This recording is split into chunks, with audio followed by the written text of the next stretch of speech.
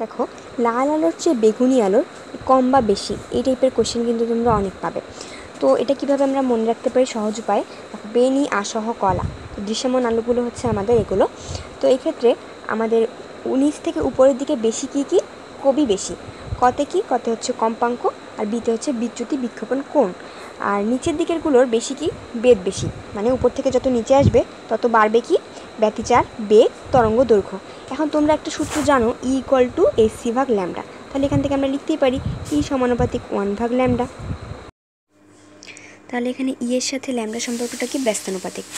তাহলে এখান থেকে যদি আমরা ল্যামডার মানটা বৃদ্ধি পায় তাহলে আমাদের শক্তির কি? কমে যাবে।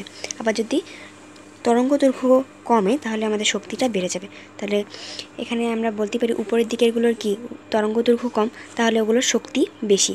আর নিচের দিকেরগুলোর কি? তরঙ্গ দৈর্ঘ্য বেশি, তাহলে ওর শক্তিগুলো কম। তাই এখানে দেখো প্রশ্ন কি বলেছে, লাল আলোর চেয়ে বেগুনি আলোর তরঙ্গ দৈর্ঘ্য বেশি। এটা তো হচ্ছে না, কারণ বেগুনি আলো কি? উপরে আছে, তাহলে ওর তরঙ্গ দৈর্ঘ্য কম।